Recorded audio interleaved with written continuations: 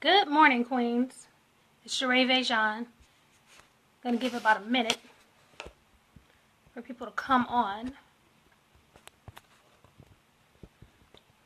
Good morning. Just decided to come on about a minute early to give people a chance to log on this morning.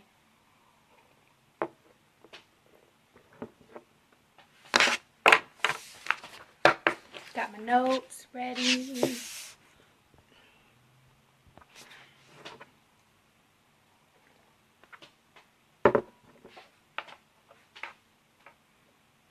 I'm used to just going in, so I'm trying something different. Trying something different this month.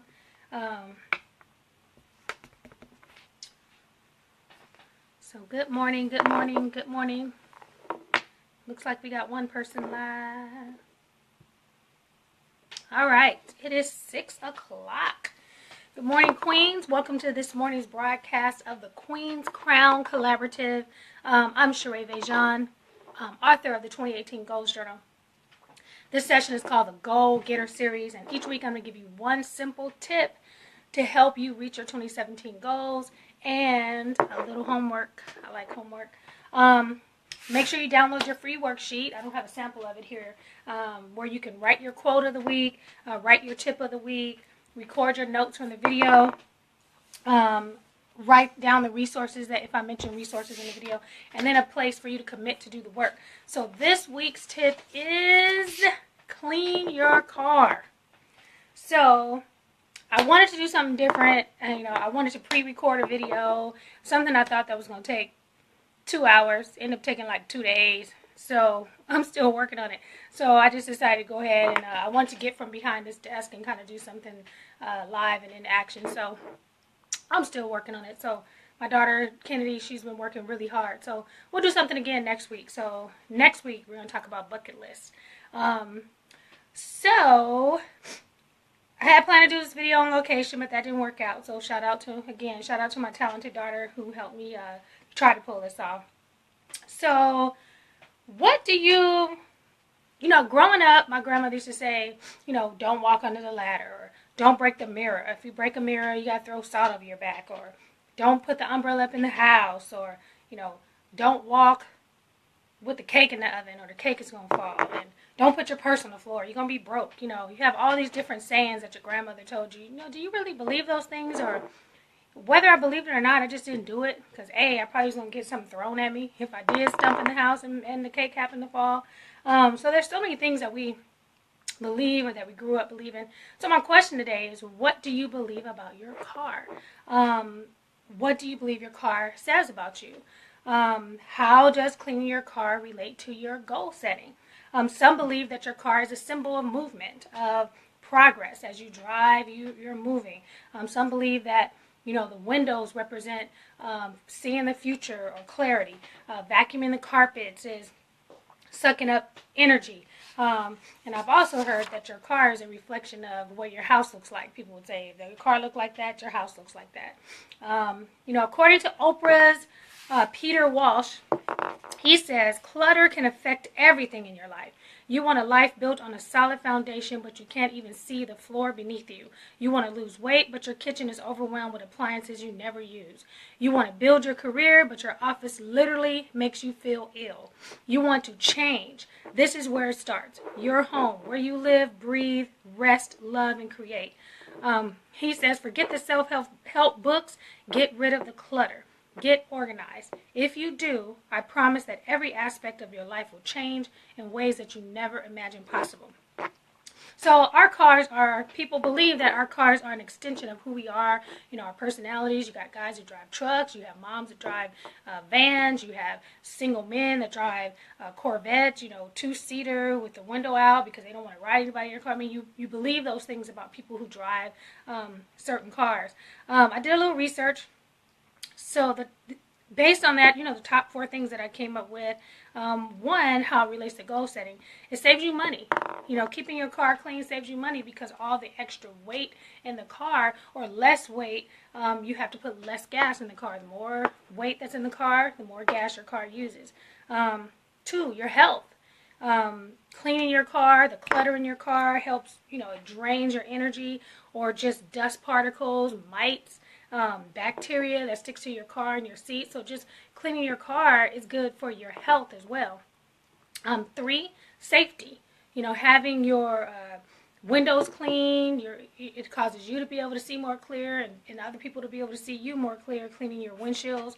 And then 4, confidence. Just like when we go get our hair done, ladies, we get our nails done and everything is fresh, you feel more confident. Same with our car. Get your car detailed, you feel nice, windows rolled down, got your music on. So yeah, our assignment this week is to clean our car. And if your car is already clean, maybe detail it, or maybe get a new air freshener, or do something different this week. And the other thing is to ask yourself, what does your car say about you? Are you neat and clean and organized? Are you overworked and underpaid? Are you a busy mom with kids? Are you a volunteer? You could tell we volunteer.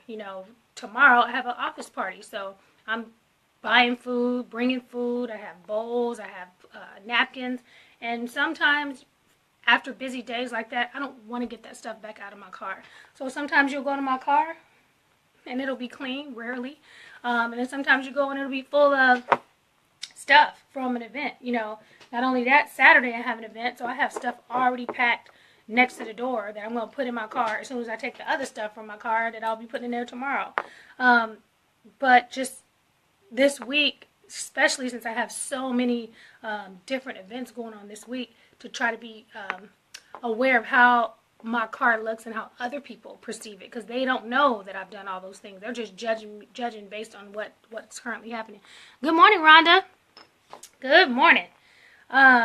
So ladies, this week we're going to look at our cars a little differently. Let's get our cars clean and detailed, and not by someone else. Let us get out there in the sun, get our hands and feet wet, get that physical activity going. My husband usually washes my car. I'm not gonna lie. And I'll sit in and watch him go over the front and do the back and the tires, and he'll be out there working, and I'll just be in the car. I do the inside. I'll do the inside while he's doing the outside.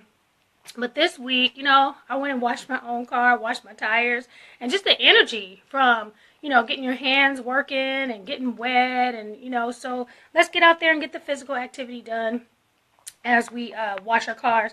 Also consider taking a different route home. Maybe you take the same route. Maybe you go to the same store. Maybe you drive down the same street.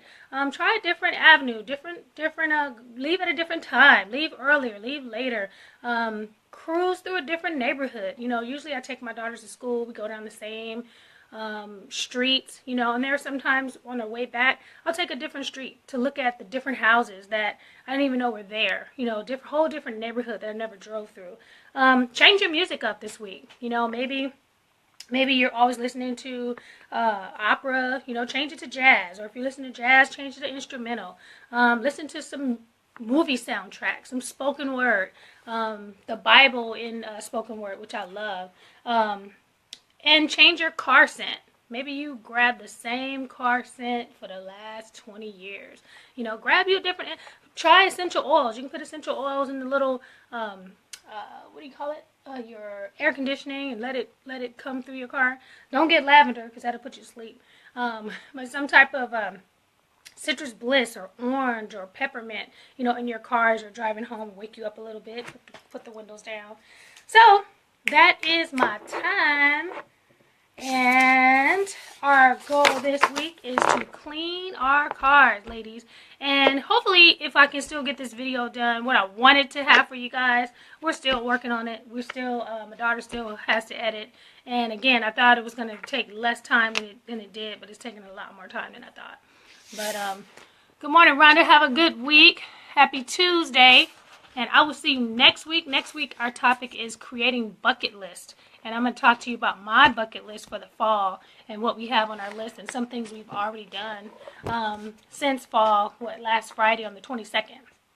All right. Have an awesome week, and I'll see you next Tuesday.